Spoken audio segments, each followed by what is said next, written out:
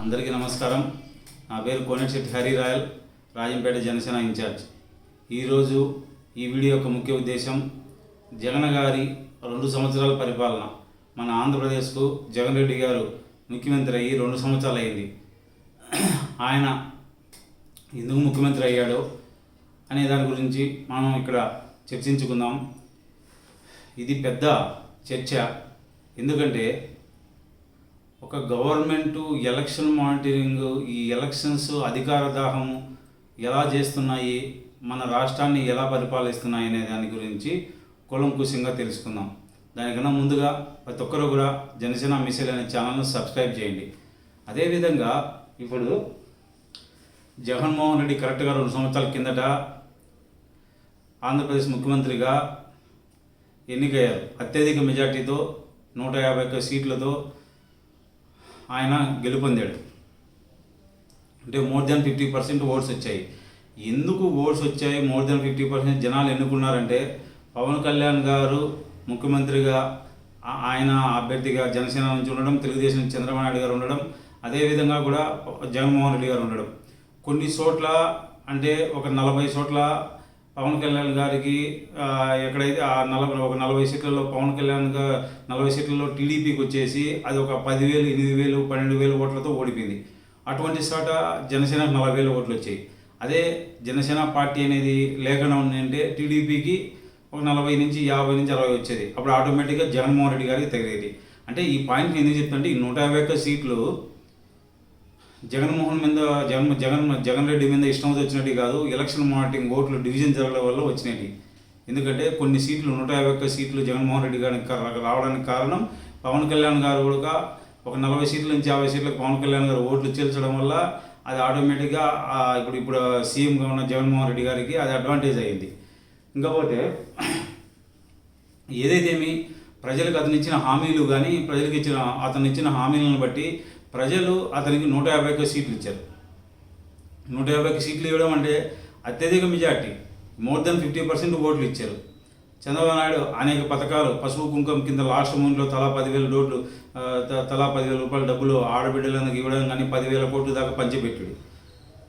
ఇవన్నీ election commission అనేది మన దేశంలో చాలా వీక్గా ఉంది. ఎలక్షన్ కమిషన్ అనేది అది కూడా ఒక ప్రభుత్వం చేతిలో, ఏ ప్రభుత్వం అధికారం ఆ ప్రభుత్వానికి వాళ్ళ చేతిలో అస్త్రంగా తయారవుతుంది. ఎందుకంటే లాస్ట్ మూమెంట్లో చంద్రబాబు నాయుడు గారు 10,000 ఇచ్చారంటే కరెక్ట్గా ఓటర్లపై ఇన్ఫ్లుయెన్స్ పడుతుంది. అలాంటి మీద ఎలక్షన్ కమిషన్ ఇంకా చర్యలు తీసుకోవాలి, ఇంకా మానిటరింగ్ చేయాలి, ఇంకా కంట్రోలింగ్ చేయాలి, ఇంకా ఎలక్షన్ కమిషన్ మార్పులు చేసుకోవాలి, పద్ధతులు మార్చుకోవాలి, ఆన్లైన్ విధానం తీసుకురావాలి. ఏదైనా సరే ప్రజాస్వామ్య వ్యవస్థను అత్యంత పటిష్టం చేయడంలో ఇప్పుడు మన భారతదేశంలో ఉన్న ఎలక్షన్ కమిషను ఎంతవరకు తోడ్పడతారనేది ప్రశ్నార్థకంగానే ఉంది. ఎందుకంటే ఎలక్షన్ కమిషనరు ఈ ఓటులను, డబ్బులు పంచడాన్ని, నోట్లు పంచడాన్ని, మందు పంపడాన్ని ఎంతవరకు ఆపుతుందంటే ఆపడం లేదు. కానీ మన భారతదేశానికి ప్రజాస్వామ్యం అనేది అత్యంత గొప్ప దేశం.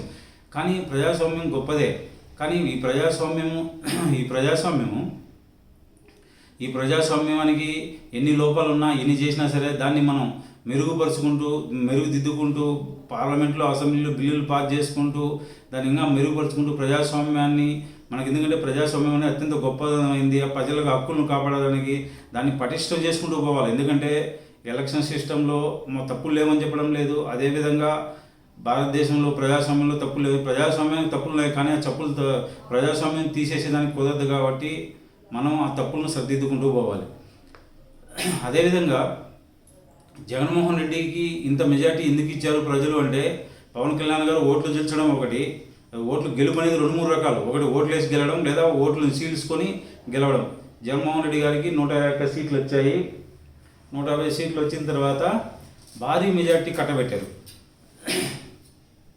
భారీ మెజార్టీ ఎందుకు? ఎన్నో ఆశలతో యువత, ముఖ్యంగా ఉద్యోగ అవకాశాలు కల్పిస్తాయని, పరిశ్రమలు వస్తాయని, ప్రత్యేక హోదా తెస్తారని చెప్పి, రైల్వే జోన్ వస్తుందని చెప్పి, ఇలా మద్యపాన నిషేధం జరుగుతుందని చెప్పి, ముఖ్యంగా మద్యపాన నిషేధం చేస్తాను ఎందుకంటే మద్యపానం నిషేధం చేయకపోవడం వల్ల ఉదయం 6 గంటలకే మద్యం షాపులు తెరుస్తున్నారు, గుళ్ళైనా 6 గంటలకు తెలుస్తున్నారు, లేదా కదా మద్యం దుకాణాలు 6 గంటలకు తెలుస్తున్నారు, ఆడవాళ్ళు ఎలా తిరుగుతారని చెప్పి ఆనాడు జగన్మోహన్ రెడ్డి ప్రశ్నించాడు. మరి ఈరోజు కరోనా సమయంలో కూడా బడిపంతులను తీసుకొచ్చి మందు షాపుల దగ్గర కాపలా పెడుతున్నాడు.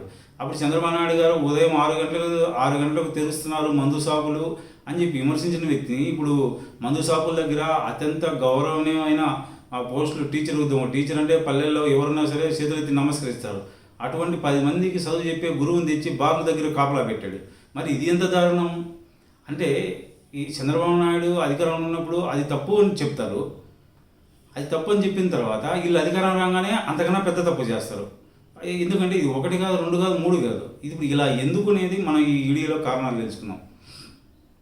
చంద్రబాబు నాయుడు మద్యం దుకాణాలు టెట్రా ప్యాకెట్లు తెచ్చి హెరిటేజ్లు అమ్ముతున్నారు, సూపర్ మార్కెట్లు అమ్ముతున్నారు. మద్యాన్ని తాగిన లేడీస్ ఎలా తిరుగుతారు, తాగి ఆడంటాడు పడిపోతున్నారు, ఉదయం 6 గంటలకు వస్తున్నాయి, ఆ ఏరియాలో లేడీస్ తిరగలేకపోతున్నారు అని చెప్పి ప్రజల మీద తిరిగి రోడ్ల మీద తిరిగి అత్యంత కష్టపడి 24 గంటలు 24 అవర్స్ రోడ్ల మీద ఉండి అసలు కఠోర శ్రమ చేసి అధికారంలోకి వచ్చాడు. ఆ కఠోర శ్రమ ప్రజల కోసమా, తన కేసుల కోసమా, తన నమ్ముకొని ఉన్న క్రైమ్ చేసిన క్రైమ్ పీపుల్ కోసమా అనేది ఇక్కడ మనకు తెలియాల్సింది. ముఖ్యంగా ఇప్పుడు రాజకీయాల్లోకి ఎందుకు వస్తున్నారంటే ఓన్లీ పదవి వ్యామోహంలో వస్తున్నారు. ఎందుకంటే అధికారంలో ప్రతిపక్షంలో ఉన్నప్పుడు తప్పునంది అదే తప్పును ఇంకా పెద్ద తప్పు చేస్తున్నారు. అప్పుడు రోజా గారు చెప్పారు, చంద్రన్న బీమా, చంద్రన్న నీరు వెళ్ళు, చంద్రన్న విద్యా దీవెన, చంద్రన్న జీతపదిన. అప్పుడు చంద్రన్న పోయినాడు, ఇప్పుడు జగనన్న వచ్చాడు. జగనన్న విద్యా దీవెన, జగనన్న వైఎస్ఆర్ భరోసా, వైఎస్ఆర్ నీటి సరఫరా పథకాలు, ఆ పథకం జగనన్న బుడ్డి, జగనన్న షెడ్డి, ఇప్పుడు రోజమ్మ కడ్డి, ఇట్లా ఏ పథకాల పేర్లు పెడుతున్నారు. అప్పుడు ఏమన్నా కజ్జోలు నాయుడు ఏమన్నా వాళ్ళ నాయనయ్య తెచ్చిపెట్టాడు పథకాలు, డబ్బులు ప్రజల డబ్బులు కదండి. ఇప్పుడు ఏమన్నా జగన్మోహన్ రెడ్డి వాళ్ళ నాయనయ్య లేకపోతే రోజా గారు వాళ్ళ నాయనయ్య మాకేమైతే అర్థం కావడం లేదు. అంటే అధికారం ప్రతిపక్షంలో విమర్శించడం, అధికారంలో రాగానే దాన్ని కూడా వాళ్ళు అదే చేయడం. అంటే ఇద్దరు మాట్లాడుకొని చేస్తున్నారు. చంద్రబాబు నాయుడు గారు కానీ జగన్మోహన్ రెడ్డి గారు కానీ ఇద్దరు మాట్లాడుకొని ఈ విధానాలను చేస్తున్నారు. ఇది ప్రజలు గమనించిన తర్వాత, ఎందుకంటే 5 సంవత్సరాలు గడిచే లోపల ప్రజలు మర్చిపోయేసి ఆ బాధతో మోకటి ఇద్దరు అంతే. 5 సంవత్సరాల ఇల్లు, 5 సంవత్సరాలు వాళ్ళు పరిపాలించేది ఒకే విధానం ఉన్న రాజకీయ నాయకులు. ఓన్లీ ప్రజల దగ్గర మాత్రమే నాటకాలు ఆడతారు. వాళ్ళకి అధికారం 5 ఏళ్ళు మీరు పంచుకోవాలి, 5 ఏళ్ళు మీరు దోపిడీ చేస్తాం, మా దోపిడీకి మీరు అడ్డు రావద్దు, మీ దోపిడీకి మేము అడ్డు రావు అంటే 5 సంవత్సరాలు దొంగలు రాష్ట్రాన్ని పంచుకొని తింటుంటే ప్రజలు ఎర్రెక్కి చూస్తున్నారు. ఓటు నమ్మేసుకుంటున్నారు. ఓటు అనేది అత్యంత ప్రజాస్వామ్యంలో అంబేద్కర్ గారు రాజ్యాంగం నశించి దాన్ని తీసుకొచ్చారు. ఈరోజు ఎలక్షన్ వ్యవస్థ అత్యంత పటిష్టంగా తయారు కావాల్సిన అవసరం ఉంది. అవసరం ఉన్నప్పటికీ కూడా కానీ ఎలక్షన్ అడ్డు పెట్టుకొని నోట్లు పంచి అధికారంలోకి వచ్చారు. జగన్మోహన్ రెడ్డి ముఖ్యంగా అతని అధికారంలో చెప్పిన మొట్టమొదటి పథకం మొట్టమొదటిది ప్రత్యేక హోదా వస్తే జాబులు వస్తాయని చెప్పి, అందరికీ జాబులు వస్తాయని చెప్పి యువత ఎంతో ఆశలు పెట్టుకుని ప్రత్యేక హోదా కోసం యువతను ఆకర్షించడానికి ప్రత్యేక హోదా తెస్తాను, 25కి 25 సీట్లు ఇవ్వండి అంటే 25కి 25 సీట్లు ఆంధ్రప్రదేశ్లో ఇచ్చినా కానీ ఏ రోజు కేంద్రాన్ని మెడలు ఉంచుతాను, సోనియా గాంధీతో యుద్ధం చేసిన వ్యక్తి అని చెప్పి ప్రకటించిన వ్యక్తి, మరి నీవు 21 సీట్లు ఇచ్చి అంత 51% మెజార్టీ ఇచ్చినా కానీ ఈరోజు నరేంద్ర మోడీని కనీసం ప్రత్యేక హోదా మాట ఎత్తడానికి కూడా ధైర్యం లేక మోకాలు తీసుకొని వాళ్ళ ముందర కాళ్ళు వంచి తల వంచి మెడలు వంచి వాళ్ళ నరేంద్ర మోడీ కాళ్ళు పట్టుకునే పరిస్థితికి పడిపోయారు. ఇటువంటి రాజకీయ వ్యవస్థలో ఇటువంటి పరిపాలన 2 ఏళ్ల పరిపాలన జగన్మోహన్ రెడ్డి గారికి 50% ఇంతెందుకు ఇచ్చినామా అని చెప్పి ప్రజలు ఆశ్చర్యపోతున్నారు. యువతకు ఆనాడు ప్రత్యేక హోదా సంజీవిని అని చెప్పిన వ్యక్తి ఈరోజు నరేంద్ర మోడీ కానీ కేంద్రాన్ని కానీ అడగడానికి సోనియా గాంధీ ఎదిరించాడు, జగన్మోహన్ రెడ్డి ఎదిరించి పార్టీ పెట్టినాడు మా నాయన కోసం అని చెప్పిన తర్వాత ఇప్పుడు సోనియా గాంధీని ఎదిరించినాడా, రాజకీయ అధికారం లేకపోతే నాకు కేసులున్న ఈడీ కేసులు నా మీద ఉన్న కేసులు లోపల పడతాను, దానికోసం నాకు ముఖ్యమంత్రి అయితే ఆ కేసులన్నీ పోతాయని చెప్పి ముఖ్యమంత్రి కోసం చేశాడా అని చెప్పి ప్రజలే అర్థం చేసుకోవాల్సిందిగా నేను ప్రజలకే వదిలేస్తున్నాను. ప్రత్యేక హోదా వస్తే కంపెనీలు వస్తాయని చెప్పినాడు. ఈ రోజుకి ₹1 పెట్టుబడి ఆంధ్రదేశంలో లేదు. ఎందుకంటే నరేంద్ర మోడీని ప్రత్యేక హోదా అని అడిగిన పాపాన ప్రత్యేక హోదా రాగానే ఎవరు సంతకం పెడితే వాళ్ళకే ఇస్తాము, ముందు ప్రత్యేక హోదా మీద సంతకం పెట్టిస్తామని చెప్పాడు. ఈరోజు ప్రత్యేక హోదా పొరపాటున ఇటు జగన్మోహన్ రెడ్డి కానీ అటు చంద్రబాబు నాయుడు కానీ ఎవరే కానీ ప్రత్యేక హోదా ఊసెత్తితే నరేంద్ర మోదీ గొంతెత్తలేని పరిస్థితి, ఇంత ధైర్యం లేని పరిస్థితి, అంత హీనమైన పరిస్థితి, పెట్టెల్లుగాల పరిస్థితి తయారైన పరిస్థితి ఈరోజు జగన్మోహన్ రెడ్డి ఈ రాష్ట్రానికి తీసుకొచ్చాడు. ఇదేనా 2 ఏళ్ల పరిపాలన? 2 ఏళ్ల పరిపాలనకు ఎన్ని మార్కులు ఇస్తాము అంటే అట్టర్ ఫ్లాప్, 0.11 కాదు -35 మార్క్స్ జగన్మోహన్ రెడ్డి పరిపాలన. ఎందుకంటే ప్రజలకు నరకం చూపిస్తున్నారు. చంద్రబాబు నాయుడు అయినా జగన్మోహన్ రెడ్డి అయినా ఏ రాయి అయితే ఏముంది పళ్ళు కూడా కొట్టుకోవడానికి అనేది చందంగా ఉంది పరిస్థితి. రాష్ట్ర పాలన ఎక్కడ చూసినా అరాచకాలు, ఎక్కడ చూసినా అన్యాయాలు, ఎస్సీల మీద ఎస్సీలు కేసు పెట్టడం, ఈ 2 ఏళ్ల పాలన అభివృద్ధి అరాచకాలు జరిగిందంటే ఎస్సీల మీదనే ఎస్సీ కేసు పెట్టినాడు. పోలీస్ స్టేషన్లో ఎస్సీని తీసుకెళ్లి గుండు కొట్టించాడు. ఆ అబ్బాయి రాష్ట్రపతికి ఫిర్యాదు చేశాడు. సుధాకర్ అనే వ్యక్తి, ఒక వ్యక్తి మాస్క్ అయితే ఆ వ్యక్తి ఈరోజు చనిపోయాడు. ఎందుకు? ప్రభుత్వాన్ని క్వశ్చన్ చేయకూడదు, నోరెత్తకూడదు. ఇది ప్రజాస్వామ్యం కాదు. మనకు రెడ్డి గారు, జగన్మోహన్ రెడ్డి గారు మనకు ప్రభువు. అదేవిధంగా చంద్రబాబు నాయుడు ప్రభువు. వాళ్ళు వచ్చితే ఏమో ఇప్పుడు అప్పుడేమన్నాడు, ఫేస్బుక్లో పోస్టులు పెడితే చంద్రబాబు నాయుడు అరెస్ట్ చేయించాలన్నాడు. ఈరోజు గొంతెత్తి ఫేస్బుక్లో పోస్టులు పెట్టి అక్రమ కేసులు పెట్టి ఇన్ని కేసులు 60,000 ముసలి మీద కేసులు పెట్టాడు, అన్ని కేసులు పెట్టాడు. ఫేస్బుక్లో పోస్టులు పెడితే అరెస్ట్ చేస్తారా? ఇది ఎంతవరకు సంబంధం? ఒపీనియన్ చెప్పడానికి లేదు. ఇది ప్రజాస్వామ్యం మీద కూని అని వ్యక్తి, చట్టాన్ని ఉల్లగలని వ్యక్తి ఈరోజు జగన్మోహన్ రెడ్డి. అతని మీద గొంతెత్తి ఒక మాట ఎత్తి ఫేస్బుక్లో పెట్టి అక్రమ కేసులు పెట్టి కడప నుంచి గుంటూరుకి, గుంటూరు నుంచి కడపకు, హైదరాబాద్, విజయవాడకి మొత్తం పోలీసులు ఎక్కడికంటే అక్కడ కేసులు పెట్టి తీసుకెళ్ళి ప్రజాస్వామ్యాన్ని నిలువున కూనీ చేయబడుతుంది. ఈ 2 ఏళ్ల పాలనలో ఏం జరిగిందంటే ప్రజాస్వామ్యం కూనీ జరిగింది. అదేవిధంగా ప్రత్యేక హోదా తర్వాత ముఖ్యంగా చెప్పుకోవాల్సి వచ్చింది వివేకానంద రెడ్డి గారి హత్య కేసు. వివేకానంద రెడ్డి గారిని ఎవరు చంపారనే సంగతి కడప జిల్లాలో ప్రతి ఒక్కరికి తెలుసు. కడప జిల్లా ఆ రోజు చంద్రబాబు నాయుడు మాకు నమ్మకం లేదు, సిబిఐకి వాళ్ళని వ్యక్తి ఈరోజు అతనే సీఎంగా ఉండి పోలీస్ వ్యవస్థను చేతిలో పెట్టుకొని సిఐడిని కూడా ఎడుగాంటూ టాడించుకుంటూ పోలీసులను చెప్పు చేతుల్లో పెట్టుకుని పోలీసులు ఇన్వెస్టిగేషన్ తన పోలీసులను మర్చిపోయేసి వైసీపీ కార్యకర్తలాగా పనిచేస్తున్న పోలీసులతో చేత కూడా సొంత బాబాయికి న్యాయం చేయలేని పరిస్థితి, రాష్ట్రానికి ఏం న్యాయం చేస్తారని చెప్పి ప్రజలు, ఇది నేనంటుంది కాదు, ఆంధ్రప్రదేశ్ ప్రజల యొక్క ఘోష. సొంత బాబాయి సౌమ్యుడు అందరూ చేసిన వ్యక్తిని ఒక బాబాయిని జరిగితే సిబిఐ చేతిలో ఉంది అని చెప్తాడు. సిబిఐ చేతిలో ఉన్నప్పుడు మీరు ఎన్ఆర్సీ బిల్లుకు నరేంద్ర మోడీ గారికి మద్దతు, ఆయన అడగకుండా కానీ మీరు మద్దతు ఇస్తున్నారు. అంటే ఇప్పుడు మీరు మోడీ అండ చూసుకొని మీ మీద సిబిఐ ఎటువంటి యాక్షన్ కానీ తీసుకోవడం లేదు. ఎందుకంటే అది హత్య అందరికీ పబ్లిక్ విషయం. వాళ్ళ నాన్నని చంపితే మా నాన్నని చంపిన వ్యక్తిని పట్టుకోవడానికి కూతురు ఢిల్లీలో తిరుగుతుంది, ఢిల్లీ తిరుగుతుంది. ఈ రోజుకి వివేకానంద రెడ్డి హత్య కేసు 2 ఏళ్ల పరిపాలనలో సీఎం అయిన వ్యక్తి ఈ రోజుకి కూడా ఆ కేసు ఎంతవరకు వచ్చిందో తెలియదు. ఇంకా కోడికత్తి డ్రామా ఆడి ఆ రోజు సీనియర్ ఎన్టీఆర్ ఏదైతే ఒక వ్యక్తిని చంపేసి లాడ్జీలలో చంపేసి అదేవిధంగా అదే అప్రోచ్ను ఇతను రాజకీయ ప్లానర్ ప్రశాంత్ కిషోర్ గారు చేసిన నాటకం ప్రకారం ప్రజల్లో ఏదో ఒకటి తీసుకురావాలా, చంపుతున్నానని చెప్పి తీసుకురావాలని ఒక డ్రామా అయితే కోడికత్తి కేసు ఏమైందో కూడా తెలియదు. అంటే లా అండ్ ఆర్డర్ ఈ 2 సంవత్సరాలు ఎంత దిగజారుడుకు పోయిందని చెప్పడానికి ఇది ఒక ఉదాహరణ. సొంత బాబాయికి కూడా న్యాయం చేయలేని లా అండ్ ఆర్డర్ ఎందుకు అక్రమ కేసులు పెట్టించడానికి, ప్రతీకారం తెచ్చుకోవడానికి. ఇంతకుముందు పార్టీకి గూండాలు ఉండేవాళ్ళు, ఇప్పుడు గూండాల బదులు కాకీలు ఎలా తయారైనంటే ఇచ్చారం లేదు, పోలీసులు లేదు, రాజ్యాంగం లేదు. ఎమ్మెల్యే ఏం చెప్తుంది, రాజకీయ నాయకుడు ఏం చెప్తుంది, ముఖ్యమంత్రి ఏం చెప్తుంది, టీడీపీ ఉన్నా వైసీపీ ఉన్నా ఎవరున్నా సరే ప్రజల జీవితాలు కానీ ప్రజల హక్కులు కానీ ప్రజాస్వామ్యాన్ని కానీ కాపాడింది మాత్రం లేదు. ఇది ఇలా చెప్పుకుంటూ పోతే ఎంత దిగజారిపోయినామని చెప్పి దాని గురించి మనం తెలుసుకుంటున్నాం. అదేవిధంగా ఇంకా విషయం చెప్పుకోవాలంటే ఇప్పుడు ఆయన వచ్చిన తర్వాత ఉద్యోగ క్యాలెండర్లో వదులుతాము, ప్రతి ఒక్క సంవత్సరం ఉద్యోగాల క్యాలెండర్. ఇంతవరకు ఒక్క ఉద్యోగం తెప్పించింది లేదు. ఉద్యోగం అనేది వాలంటీర్లు అనేది గవర్నమెంట్ ఉద్యోగాలు కాదు. ఉద్యోగాలు అంటే గవర్నమెంట్ జీవో ఇవ్వాలి, జీవో ఇచ్చి దాని ద్వారా రిక్రూట్మెంట్ జరగాలి, ఎగ్జామ్ జరగాలి, రిజల్ట్ చేయాలని ఒక్క ఉద్యోగం అంటే ఒక ఉద్యోగం లేదు. అంతేకాకుండా ఈ కరోనా వల్ల ఉన్న ఉద్యోగాలు కూడా ఒక్క కంపెనీ ఆంధ్రప్రదేశ్కి వచ్చింది లేదు. ప్రతి ఒక్క ఎన్ని హామీలు వేసి అంటే మద్యపాన నిషేధం అని చెప్పాడు, మద్యపాన నిషేధం అని చెప్పి ఈరోజు మద్యం అత్యంత ఇన్కమ్ వస్తుంది. మనం మద్యం ద్వారానే మద్యం అమ్మకాల ద్వారానే చేస్తాం. మద్యం అమ్మకాలు చేసి మద్యాన్ని పెంచి ఇంకా రేట్లు పెంచి భయంకరంగా రేట్లు పెంచి అది కూడా మద్యం ద్వారా ముఖ్యంగా ప్రముఖమైన సోర్సు గవర్నమెంట్కు మద్యం ద్వారానే వస్తుంది. మద్యం రేట్లు పెంచాడు.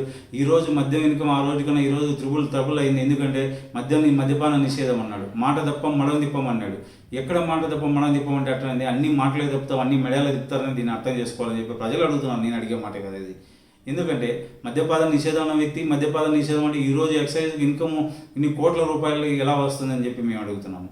ఒక ఉద్యోగం లేదు, ఒక కంపెనీ లేదు, ఒక డెవలప్మెంట్ లేదు, ఒక రాజధాని లేదు, 3 రాజధానులు అన్నాడు, రాజధాని లేదు, ప్రత్యేక హోదా లేదు, రాజధానికి డబ్బులు లేవు, ప్యాకేజీ లేవు, డబ్బులు లేవు. కేంద్రాన్ని నరేంద్ర మోడీ కన్నెత్తి చూసేయడానికి కూడా భయం, అంత భయస్తుడు.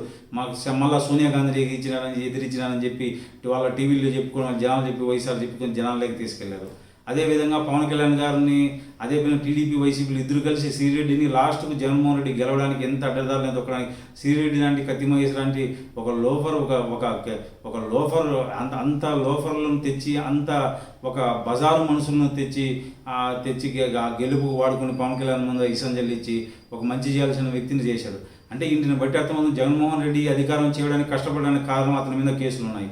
ఒక పెద్ద ఆయన ఒక కొటేషన్ చెప్తాడు, ఒక ఎమ్మెల్యే అవుతున్నాడంటే అతను చేసిన భూములను కబ్జాలు చేయడానికి ఎమ్మెల్యే అవుతాడు.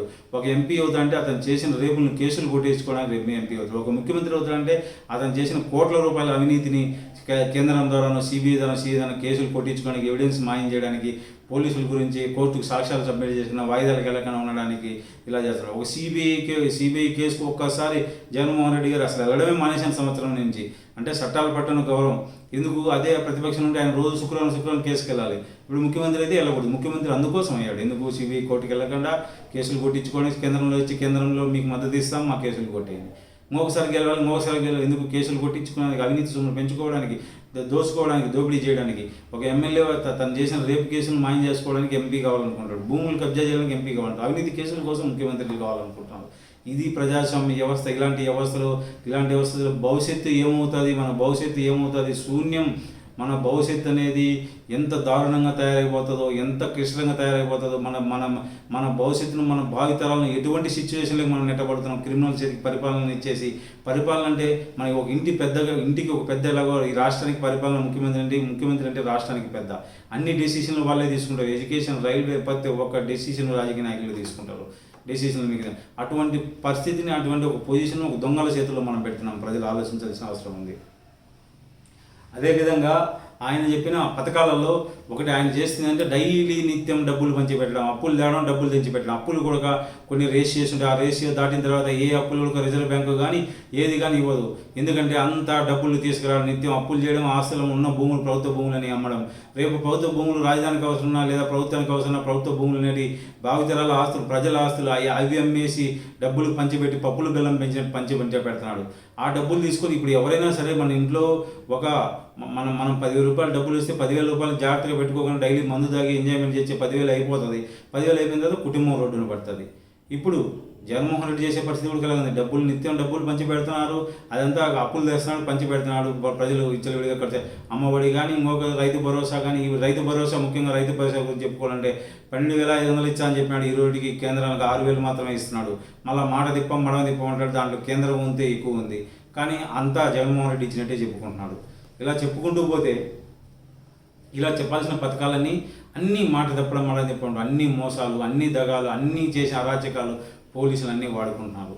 అదేవిధంగా ఈరోజు చేస్తున్నది ఇప్పుడు ఏదైనా సరే మనకు సంక్షేమం, అభివృద్ధి రెండు ఉండాలి. అన్ని సంక్షేమ పథకాలు, అభివృద్ధి సున్నా. కంపెనీల్లో పెట్టుబడి పెట్టి క్యాపిటల్ ఎక్స్పెండిచర్ ఈరోజు మనం గవర్నమెంట్ తరపున కానీ ప్రభుత్వం తరపున కానీ ఇన్వెస్ట్మెంట్ చేస్తున్నామంటే అది భవిష్యత్తులో మనకి ఇన్కమ్ రావాలి. ఇప్పుడు ఏదైనా సరే మన దగ్గర ఒక కుటుంబంలో ఉదాహరణ చెప్పాలి. ఒక కుటుంబంలో ఒక 1,00,000 రూపాయల డబ్బులు ఉందంటే ఒక షాప్ పెట్టుకొని ఆ బతుకు తీరు చూసుకొని ఆ షాప్ మీద వచ్చే ఇన్కమ్తో మనం బతకాలి. అదే 1,00,000 రూపాయలు ఖర్చు పెట్టుకొని తినేస్తే మళ్ళీ 1,00,000 రూపాయలు అయిపోయిన తర్వాత ఎలా చేస్తాం? అంటే రేపు తినడానికి భోజనాలు కూడా లేకుండా ఈ రాష్ట్రాన్ని ఇప్పుడు నిత్యము అప్పులు తెచ్చి పంచి పెడుతున్నారు. జగన్మోహన్ రెడ్డి తీసుకున్న కాన్సెప్ట్ అప్పులు తీసిపోయడం, సంక్షేమం పేరుతో అభివృద్ధి అనేది సున్నా అయిపోయింది పూర్తి కంప్లీట్. సంక్షేమ పథకాలు మాత్రమే ఆయన చేస్తుంది. ఏంటంటే అప్పులు తేవడం, తీసుకొచ్చడం, అమ్మ పథకం పెట్టడం, నాయన పథకం పెట్టడం, ఏదో రైతు భరోసా, ఇంకొక భరోసా డబ్బులు తెచ్చి పంచి పెడతా అంటే రాష్ట్రంలో ఉన్న ఆస్తులన్నీ అమ్మేసి పంచి పెడతా అంటే రేపు రాష్ట్రంలో పరిస్థితి ఎలా అవుతుందంటే ఒకరినొకరు పీక్కు తినే పరిస్థితి వస్తుంది. నిత్యావసర సరుకులు ఒక్కొక్క నూనె ప్యాకెట్ 1,000 రూపాయలు అమ్మొచ్చు, 10,000 అమ్మొచ్చు, 1,00,000 కూడా అమ్మొచ్చు. ఎందుకంటే ఒకసారి ఇన్ఫ్లేషన్ అనేది స్టార్ట్ అయిందంటే, ఇన్ఫ్లేషన్ అనేది పెరిగిందంటే మన ధరలను నియంత్రణ చేయడం ఎవరి వల్ల కాదు, ఆర్థికవేత్తలు కూడా. ఎందుకంటే ఒక కంపెనీ పెట్టి 10 మందికి ఉద్యోగాలు కల్పించి రాష్ట్రాన్ని అభివృద్ధి వైపు తీసుకెళ్ళకన్నా ఎక్కడే కానీ అభివృద్ధి అనేది లేదు. అన్ని డబ్బులు నిత్యం అమ్ముకోవడం తినడం రాష్ట్రం ఎలా బాగుపడుతుంది అని చెప్పి నేను అడుగుతున్నాను. ఏదైనా సరే చేతిలో డబ్బులు వచ్చిన తర్వాత గవర్నమెంట్ అనేది మనకి ఇన్కమ్ అనేది క్యాపిటల్ ఎక్స్పెండిచర్ పెట్టాలి. క్యాపిటల్ ఎక్స్పెండిచర్ ఎప్పుడైతే పడుతుందో ఫ్యూచర్ ఎకనామిక్ బెనిఫిట్స్ అనేవి మనకు వస్తాయి. ఫ్యూచర్ ఎకనామిక్స్ బెనిఫిట్స్ రావాలి. ఇప్పుడు ఎందుకంటే అది నాడు నేడు మీద పెడుతున్నాడు, ఫ్యూచర్ పిల్లల మీద పెడుతున్నారు. అది ఏ పొద్దున ఇన్కమ్. ఎందుకంటే క్వాలిటీ ఆఫ్ ఎడ్యుకేషన్ ఇస్తే రేపు పిల్లలు మంచి ఇంజనీర్లు, మంచి భవిష్యత్తు ఈ రాష్ట్రానికి ఇన్కమ్ పెంచుతారు. అది ఆ విధంగా నాడు నేడు మీద పెట్టి 10 రూపాయలు కూడా మన భవిష్యత్తులో ఇన్కమ్ ఇచ్చే విధంగా ఉండాలి. ఈ రోజు ఉన్న డబ్బులు ఈ రోజు ఖర్చు పెట్టుకుని తినేస్తే మన భవిష్యత్తులో ఏ విధంగా వస్తాయి, ఎంతనే ఉంటాయి, కూర్చొని తింటే కొండలైనా తరిగిపోతాయని చెప్తారు. అదేవిధంగా ఇప్పుడున్న డబ్బులన్నీ తినేస్తుంటే క్యాపిటల్ ఎక్స్పెండిచర్ అనేది, ఇన్వెస్ట్మెంట్ అనేది లేకుండా సంక్షేమం పేద, అభివృద్ధి పేద, అప్పులు తెచ్చుకుని అప్పులు కొంత లిమిట్ దాటిన ఎవరు అప్పులు ఇవ్వరు. అప్పులు ఇచ్చిన తర్వాత అంటే దీని వెనక ఉద్దేశం ఏంది, ఒక సంవత్సరం ఒక టర్మ్స్ 2 టర్మ్స్ నేను డబ్బులు ఇలా పంచి ప్రజలు ఎన్ని తెలియవు కదా, ఇండెక్స్లు, ఆర్థిక ఇండెక్స్లు, ఇన్ఫ్లేషను ఇవన్నీ ప్రజలకు తెలియవు కదా, మాకు డబ్బులు వచ్చాయి ఎట్టనా పోనీ అనుకుంటారు. నేను దేవుణ్ణి అయితే ఇస్తాను, 2 టర్మ్లు ఉంటే మళ్ళీ పోయిన తర్వాత వాళ్ళని ఎత్తున వేయచ్చు, మాదేం తప్పుంది మేము ఉన్నప్పుడు పంచినామని చెప్పేసి. ఎందుకంటే ఆటోమేటిక్గా 2 సార్లు అవ్వగానే ఓడిస్తారు. ఇది క్లియర్ క్రిస్టల్గా జరుగుతుంది. ఏదైనా సరే ఒక ఇన్వెస్ట్మెంట్ క్యాపిటల్ ఎక్స్పెండిచర్ అనేది పెడుతున్నాము, ఈ క్యాపిటల్ ఎక్స్పెండిచర్ ఎంత పెడుతున్నాము, రెవెన్యూ ఎక్స్పెండిచర్ కానీ అసలు రెవెన్యూ లోటు బడ్జెట్, ఇంత లోటు బడ్జెట్లో రాష్ట్రాన్ని ఉంటే అన్ని సంక్షేమ పథకాలు తీసుకొచ్చి అన్ని నిత్యం ఈరోజు అప్పు చేయకపోతే గడవని పరిస్థితి. జీతాలు అనేది గవర్నమెంట్ జీతాలకు 1వ తారీఖు 10వ తారీఖు గవర్నమెంట్ జీతాలు పడడం లేదు. రాష్ట్రంలో రోడ్లు చూసి అత్యంత దారుణంగా ఉన్నాయి. ఇంత దారుణమైన పరిపాలన ఎక్కడ చూడడం ప్రజలందరూ. రోడ్లు ఎక్కడ చూసినా సరే గుంతలు గతుకులు, పల్లెల్లో కానీ టౌన్లో కానీ ఎక్కడ ఒక్క రోడ్డు వేసిన పాపంలో లేదు. రోడ్లు లేదు, పారిశుద్ధ్యం లేదు. అదేవిధంగా కూడా రోడ్ల సంగతి అట్లా నిత్యం ధరలు, నూనె ప్యాకెట్ 100-200 అవుతుంది. అంటే ఏం చేస్తున్నాడు, అమ్మఒడి పథకం కింద నెలలో 10,000 ఇస్తే నాన్న బుడ్డి పథకం కింద ఎందుకంటే ఇప్పుడు మందు అనేది ఎడిక్షన్ చేసి పెట్టిన తాగాలని చెప్పి కస్టమర్కి వెళ్ళి చిన్న యూనిట్లు చిన్న ఇంటికి కూడా మందు తీసుకెళ్ళేటట్టు సూపర్ మార్కెట్లో కూడా మందు అమ్ముతున్నారు. ఆ మందు స్కీమ్స్ తెచ్చి ఏం చేస్తున్నారు, ఇలా ఒక చేతి ఇచ్చి ఇంకొక చేతితో లాక్కుంటున్నారు. అంటే ఇప్పుడు 50 రూపాయలకు మందు తాగే వ్యక్తి ఈ రోజుకి 200 అయితే ఆ మందు దొరికిన పరిస్థితి. ఇచ్చిన 10,000 ఇండైరెక్ట్గా రేట్లు పెంచడం రూపంలో, పెట్రోల్ ధర పెంచడం రూపంలో, మోగడి పెంచడంలో తీసుకొస్తున్నారు. పెట్రోల్ మాత్రం నిత్యం ప్రతి ఒక్క రోజు పెంచుతారన్నారు. దాంట్లో కేంద్ర పర్సెంట్ 40% ఉంటే స్టేట్ పర్సెంట్ 30% ఉంది. దాన్ని జిఎస్టీ పరిధిలోకి ఎందుకు తీరా అర్థం కాదు. జిఎస్టీ మంచిదని చెప్పిన తర్వాత జిఎస్టీ మంచిది అయినప్పుడు గవర్నమెంట్కి మాత్రం మంచిది కాకుండా పోయిందా, మరి పెట్రోల్ డీజిల్ ఎందుకు జిఎస్టీ పరిధిలోకి తేవడం లేదు అనేది అర్థం కాని పరిస్థితి. అదేవిధంగా రైతులకు వ్యవసాయం అనేది మన రాష్ట్రం యొక్క మన దేశంలో భారతదేశంలో వ్యవసాయం మీద ఎక్కువ మంది ఆధారపడి ఉన్నారు, ఎక్కువ మంది పల్లెల్లో ఉన్నారు. పోలవరం సంగతి, పోలవరం కట్టడానికి పోలవరం నిధులు ఆ రోజు ఎప్పుడో దాని ప్రకారం ఇస్తా అని చెప్పిన కేంద్ర పరిధిలో ఉందని చెప్పినారు. ₹1 డబ్బులు కేంద్రం ఇచ్చింది లేదు, పాత రేట్ల ప్రకారం ఇచ్చా అని చెప్పినారు. దాన్ని నిలదీసే ధైర్యం లేదు, దమ్ము లేదు. నరేంద్ర మోడీకి ఎదురుగా మాట్లాడాలంటే చెప్పలేని భయం, ఒంట్లో వణుకు. ఎలాంటి భయం అంటే ఒక వ్యక్తిని చూసినప్పుడు అంత భయపడే వ్యక్తులను, అంత పిరికి పందాలను, అంత పిరికి ఉన్న వ్యక్తి జగన్మోహన్ రెడ్డి గారు, ఇంత మెడలు వంచిన వ్యక్తి, సోనియా గాంధీ మెడలు వంచిన వ్యక్తి, పోలవరానికి డబ్బులు ఇవ్వని పోలవరాన్ని నిర్మించమని చెప్పి ఎందుకు అడగట్లేదు అర్థం కాదు. ఎందుకంటే పోలవరం నిర్మాణం జరిగితే ఈరోజు కేసీఆర్ కాళేశ్వరం ప్రాజెక్ట్ నిర్మించారు రైతులకు. ఎందుకంటే మనదంతా వ్యవసాయ ఆధారిత రాష్ట్రం. ఆ విధంగా వ్యవసాయం మీద ఆధారపడిన వ్యక్తులకు ఈ రోజుకి పోలవరం ప్రజలు ఒక పోలవరం గురించి కేంద్రం దగ్గరికి అడిగితే తంతారు కేంద్రం. ఆ విధంగా ఇలాంటి వాళ్ళ చేతుల్లో మన రాష్ట్రాన్ని పెట్టాం. ప్రజలు ఆలోచించండి, కేంద్రంతో కొట్లాడాలు తేవాలంటే ఇన్ని కేసులు ఉన్న వ్యక్తి, ఇన్ని కేసులు ఎత్తున్న ఎక్కడ జైలు వేస్తారో, ఎక్కడ తీసుకెళ్ళి జైలు వేస్తానో భయపడి కేసుల కోసం ఆంధ్ర రాష్ట్ర ఆత్మగౌరవాన్ని కేంద్రం దగ్గర తాకట్టు పెట్టిన వ్యక్తి జగన్మోహన్ రెడ్డి గారు. 2 ఏళ్ల పాలనలో next railway zone, Vizag railway zone, ఇంతవరకు రైల్వే జోన్ లేదు. ఎందుకంటే ఎన్ని కేంద్ర చేతులు నాకు కేంద్రం అడగాలంటే ఇది కేసులు ఎత్తిన మీద వ్యక్తులు ముఖ్యమంత్రులను చేస్తే వాళ్ళు కేంద్రాన్ని అడగలేరు, డబ్బులు తీరా, రాష్ట్రానికి తీరం లోటు. ఇప్పుడు ఇలా డబ్బులు తెస్తాడు, పంచడానికి డబ్బులు కావాలంటే రేట్లు పెంచడం, ట్యాక్సులు పెంచడం, పెట్రోల్ రేట్లు పెంచడం, ఫైన్లు వేయడం, ఇలా దోపిడీ చేసి మీకు పంచి పెడతాడు. అలా ఎన్ని రోజులను పెంచుకుంటూ పోతాడు, ఎంతని పెంచుకుంటూ పోతాడు, ఎన్ని రోజులని ఇస్తాడు. అదేవిధంగా పరిశ్రమలు నెలకొట్టి ఈరోజు ఒక ఇన్వెస్ట్మెంట్ ఆంధ్రప్రదేశ్ లేని పరిస్థితి. అంతేకాకుండా ఒక ఇన్వెస్ట్మెంట్ ఆంధ్రాలో ఏదైనా సరే క్యాపిటల్ ఎక్స్పెండిచర్ అంటే ఏదైనా ఒక ప్రాజెక్టు పైన, ఒక కంపెనీల పైన పెట్టి ఉద్యోగ అవకాశాలు కల్పిస్తే, అది ఇన్కమ్ జనరేట్ చేస్తే, అది ఎక్కడైనా ప్రజలకు అది ఆసరాగా ఉన్న డబ్బులు పంచడం, అది ఎంతవరకు కరెక్ట్ అనేది జగన్మోహన్ రెడ్డి గారు ఈ 2 సంవత్సరాల్లో డబ్బులు పంచడం, అప్పులు తెచ్చి డబ్బులు పంచుకునేది, అప్పులు చేసి పప్పు కూడా తినడం నెట్టు మీద విధంగా ఉంది. ఇది రాష్ట్రానికి ఏం చేయాలి, ఇది ధరలు ఎక్కడి నుంచి చేస్తాడు డబ్బులు, నిత్యం డబ్బులు పంచుకుంటూ పోతాం. పంచినట్టు వచ్చినట్టు అయిపోయా. దాన్ని కంపెనీల రూపంలో పెట్టుకొని ఇన్వెస్ట్మెంట్ తెచ్చుకొని అన్నీ చేసుకుంటే అందరికి ప్రజలకు ఎంప్లాయ్మెంట్ కల్పించి, వ్యవసాయదారులకు ప్రతి ఒక్కరు ఉద్యోగం కల్పించి వాళ్ళకి ఇన్కమ్ జనరేట్ ఎలా చేయాలని చూడకుండా ఇన్కమ్ జనరేషన్ అనే దాని మీదనే లేదు అప్పులు తేవడం, నిత్యం అప్పులు లేని పరిస్థితి, జీతాలు లేని పరిస్థితి. ఇలా తీసుకున్న తర్వాత లా అండ్ ఆర్డర్ అత్యంత దారుణంగా తయారైపోయింది. సుగాల ప్రీతికి చంద్రబాబు నాయుడు విషయంలో జరిగింది, జగన్మోహన్ రెడ్డి విషయంలో జరిగింది. అంటే ఇద్దరు ఒకటే ఎక్స్టెన్షన్. టీడీపీ అయినా వైఎస్ఆర్ 5 దోపిడీ, ఇద్దరు ఉద్దేశాలు ఒకటే, దోపిడీ ప్రభుత్వాలు. వాళ్ళు దోసుకోవడానికి వాళ్ళకి అవకాశం కావాలి, వాళ్ళ కేసులు కూడా ఇద్దరు మాట్లాడుకొని చేస్తారు. సుగాల ప్రీతికి చంద్రబాబు నాయుడు జరిగితే ఈరోజు కట్టమంచి రామలింగారెడ్డి సూర్యులపై చర్యలు తీసుకుని జగన్మోహన్ రెడ్డి గారు ఎందుకు చేయలేదు అర్థం కాదు, చంద్రబాబు నాయుడు గారు ఎందుకు చేయలేదు అర్థం కాదు. ఏమని అంటే పవన్ కళ్యాణ్ చేయలేదని చెప్తారు. పవన్ కళ్యాణ్కి అధికారం ఉందా? పవన్ కళ్యాణ్ చేయాల్సిన అవసరం ఉందా? ఆయనకి ఏం సంబంధం? అధికారం కట్టబెట్టింది 151 సీట్లు ఇచ్చింది మీకు పవన్ కళ్యాణ్ గారి మీద వేయడానిక? ఇది ఎంతవరకు సమంజసం అని చెప్పి నేను జగన్మోహన్ రెడ్డి గారిని అడుగుతున్నాను. ఈ 2 సంవత్సరాల పాలన ఇంత అరాచకమైన పాలన, ఇంత దుష్ట పాలన, అంటే మాట్లాడితే కేసులు పెట్టి లోపలేం. రఘురామకృష్ణరాజు గారి విషయం తీసుకుని ఏం చేయడం, పోలీసులను సిఐడిను వైఎస్ఆర్సీపీ కార్యకర్తలు వాడుకుని కేసులు పెట్టించడం, లోపలేయడం, మాట గొంతు తెరిచి నోటడం, ఇది జగన్మోహన్ రెడ్డి చేసిన తర్వాత. హైకోర్టు చేతులు ఎన్నిసార్లు చీవాట్లు తిన్నారు, అసలు కోర్టులు అంటే లెక్కలేదు. అంటే నేను మోనార్క్ 151 సీట్లు ఇచ్చి నేను ఏం చేసినా సరే అనుకున్నాడు. ఎవరికి ఎన్ని సీట్లు చేసినా రాజ్యాంగం అనేది ఒకటి. రాజ్యాంగ ప్రొటెక్షన్ కోసం హైకోర్టులు ఉన్నాయి, సుప్రీంకోర్టులు ఉన్నాయి. మన దేశంలో ఇంకా పోలీస్ వ్యవస్థ అమలు పోయింటే ఏ కోర్టులు కానీ ఎక్క కోర్టులు కానీ కోర్టుల మీద ఇప్పుడు కూడా ప్రజలకు పుష్కలమైన నమ్మకం ఉంది. కోర్టులు మన దేశంలో దిగజారిపోలేదు. కోర్టులు అనేవి ఇంకా ప్రజలకు న్యాయం చేస్తున్నాయి. అంటే దాదాపు 20-30 తెలుగు ఇంగ్లీష్ మీడియం పెట్టాలంటాడు, తెలుగు మీడియం పెట్టాలంటాడు, ఏదేదో మాట్లాడతాడు, ఏదేదో చేస్తాడు. రంగుల కోసం 1300 కోట్లు, రంగులు పిచ్చి. ఏం సాధించినామంటే రంగుల అభివృద్ధి. కరోనా వస్తే ఫస్ట్ వేవ్లో అంత పర్వాలేదు, సెకండ్ వేవ్ దారుణంగా ఆక్సిజన్ సిలిండర్లు లేవు, ఇంజక్షన్ లేవు, హాస్పిటల్ వైద్యం లేదు, వైద్యం మీద ఇన్వెస్ట్మెంట్ లేదు. ఒక్కటి ఆక్సిజన్ సిలిండర్ దొరక, రెమ్డెసివిర్ ఇంజక్షన్ ఎంతోమంది ప్రాణాలు పోగొట్టుకున్నారు. ఈ రోజు కూడా మనకి ఏ విధంగా తీసుకున్న ఏ విధమైన వైద్య రంగం మీద అభివృద్ధి లేదు, ఇన్వెస్ట్మెంట్ లేదు. రిమ్స్లో డాక్టర్లు ఉండరు, ఎక్విప్మెంట్ ఉండదు. గవర్నమెంట్ ఆసుపత్రికి పోవాలంటేనే జనాలకు ఇంట్రెస్ట్ లేకుండా పోయింది. అసలు వీళ్ళకి అధికారం అనేది ఎందుకు తీసుకున్నారు? వీళ్ళ కోసం తీసుకున్నారా, ప్రజల పరిపాలన తీసుకోవాలని ప్రజలు ఒకసారి ఆలోచించుకోవాలి. అంటే 5 సంవత్సరాలకు ఒకసారి వచ్చి కొనుక్కుంటున్నారు. అంతేకాకుండా ఇంత దారుణమైన పరిస్థితి రాష్ట్రంలో రావడానికి డబ్బులంతా పంచిపెట్టుకుంటా పోతా అంటే లాస్ట్కి ఏమవుతుంది పరిస్థితి? డబ్బులు యానించి వస్తాయి, రేట్లు పెంచాలి. రేట్లు ఒకటి 1000 రూపాయలు 10,000 అయితే ఆ రోజు ప్రజలు నష్టపోయిన రోజు ఎవరు ఏం చేయలేరు. అంతేకాకుండా ఇంకా వీళ్ళు ఏం చేసినారా అభివృద్ధి 2 సంవత్సరాలు అంటే అక్రమ కేసులు.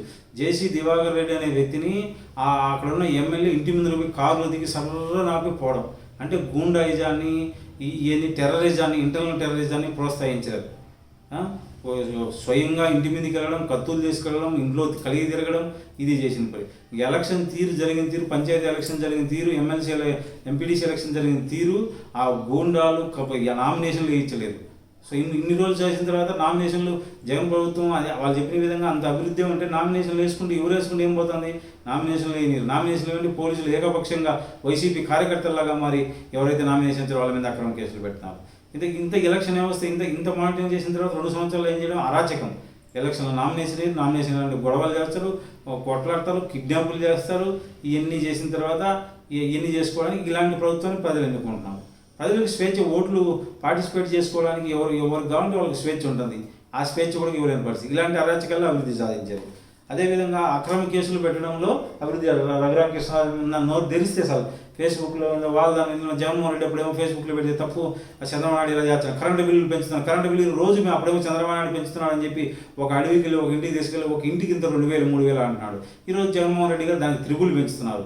అంటే అధికారంలో వాళ్ళు ఉన్నప్పుడు వీళ్ళు ఉన్నప్పుడు ఎందుకు విమర్శిస్తున్నారు? ప్రజలను గొర్రెలను చేయడానికి విమర్శిస్తున్నారు. అంటే ఆయన వచ్చినప్పుడేమో విమర్శించడం అంటే ప్రజల కోసం కాదు, దోపిడీ కోసం. వాళ్ళ దోపిడీ ప్రజలకు తెలియజేయడం, వాళ్ళు తెచ్చుకోవడం, దాన్ని మించిన దోపిడీ చేయడం.